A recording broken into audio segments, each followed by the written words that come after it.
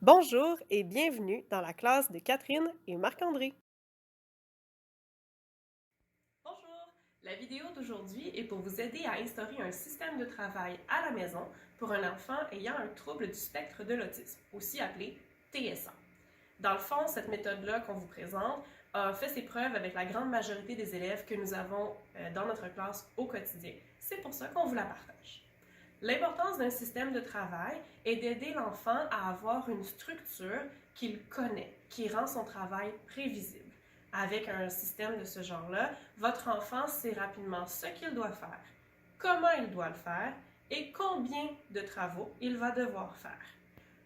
Ensuite, peu importe la façon dont vous instaurez le système, le type de travail va pouvoir changer, mais le système restera toujours le même. C'est ce qui rend la chose prévisible, c'est ce qui aide les enfants ayant un trouble du spectre de l'autisme à se sentir disponibles à la tâche et sécures dans leur environnement. Voici de quoi aura l'air l'espace de travail de votre enfant une fois que vous aurez mis en place la méthode que nous vous présentons. Comme vous pouvez le voir sur la photo, vous aurez entre autres besoin de bacs. Dans notre cas, nous utilisons des bacs à vaisselle. Le nombre de bacs varie en fonction du nombre de tâches ou de travaux que vous voulez donner à votre enfant. Une tâche, un bac, deux tâches, deux bacs, trois bacs, et ainsi de suite. Vous aurez également besoin d'images pour faire ce qu'on appelle la séquence de travail. La séquence de travail est une suite d'images, de pictogrammes ou de photos qui indiquent à votre enfant ce qui est attendu de lui. Le nombre d'images va en fonction du nombre de bacs de travail. Une image par bac. Bien important, vous devrez avoir une image qui reste sur la table et la même image imprimée une deuxième fois devra être collée sur un bac. Le but est que l'image sur la table puisse être déplacée pour être collée près de celle restée sur le bac. Voici quelques exemples de séquences de travail. Bien important, utilisez toujours des images, des pictogrammes ou des objets allant dans le sens des intérêts de votre enfant. Ici, nous avons une séquence placée à l'horizontale avec des princesses. Un autre exemple, les chiens de la patte patrouille. Ici, nous avons choisi une disposition verticale, un choix en fonction des intérêts de l'enfant. Ça semblait plus facile pour lui de se retrouver dans une organisation verticale. Un autre exemple, une image de Thomas le Train. Pour terminer, un exemple un peu plus rare, mais quand même intéressant, une disposition faite avec des objets. Ici, nous avons choisi des pompons de couleur. La raison est que notre élève n'avait pas d'intérêt pour les images imprimées, mais avait un intérêt très très fort pour les objets doux. Vous observez également le bâton rouge à la fin de la séquence de travail. Ce bâton est le signal pour l'enfant qui dit « J'ai terminé mon travail, je retourne à mon horaire ». Si vous voulez plus de détails en fonction de ce qu'est l'horaire, je vous invite à regarder le vidéo sur ce sujet. L'important à retenir est qu'à la fin d'une séquence de travail, votre enfant doit avoir un signal qui lui dit qu'il a terminé. Chez certains, il peut s'agir de sa propre photo.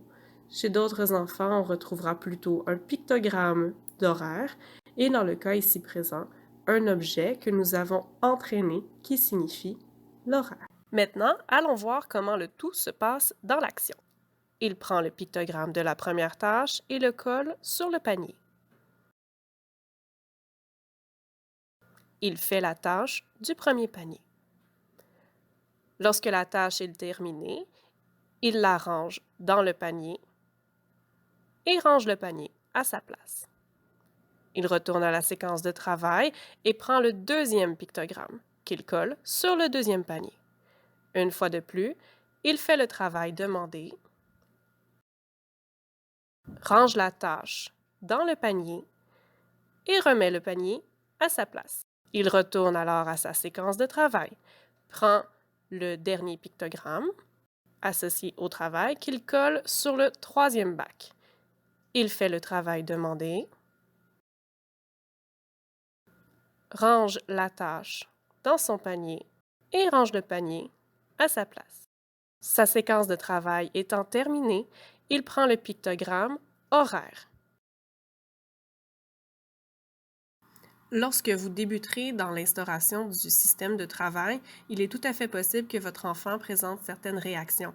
Il peut s'agir simplement d'opposition passive, c'est-à-dire être présent mais refuser de travailler, jusqu'à des comportements qui sont davantage en lien avec la colère et la frustration, tels que des cris ou des pleurs.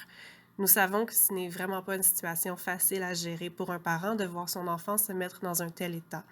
Mais sachez que si vous persévérez, non seulement vos efforts vont payer puisque le système de travail sera nettement gagnant pour votre enfant, mais en plus, vous démontrerez une belle qualité à votre enfant. En effet, en vous voyant persévérer, votre enfant apprendra que la persévérance est gagnante dans la vie. Voici quelques solutions pour vous supporter dans l'instauration du système. Lorsque vous débuterez, commencez par une seule tâche, donc un seul panier de travail. En effet, l'apprentissage du système de travail sera déjà très exigeant pour votre enfant. Donc, une seule tâche est tout à fait raisonnable. Nous vous conseillons fortement d'utiliser une tâche plus facile que les capacités réelles de votre enfant. Par exemple, ici, vous voyez que nous proposons un casse-tête d'encastrement plutôt qu'un casse-tête de 9 morceaux. Pour les activités de français, nous recommandons par exemple de commencer avec une tâche de lettres plutôt qu'une tâche de mots si votre enfant est rendu à l'étape des mots. En mathématiques, utilisez des nombres plus petits plutôt que des grands nombres.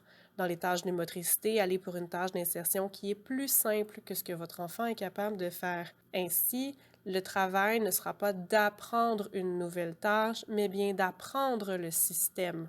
De plus, n'oubliez pas, le but est de rendre la chose le plus positive possible pour vous et pour votre enfant. Dans tous les cas, sachez que les efforts que vous avez déployés pour mettre en place ce système et pour aider votre enfant à l'apprendre paieront sur le long terme. En effet, votre enfant se sentira plus disponible aux apprentissages et se sentira plus sécure dans son environnement. Merci pour votre écoute.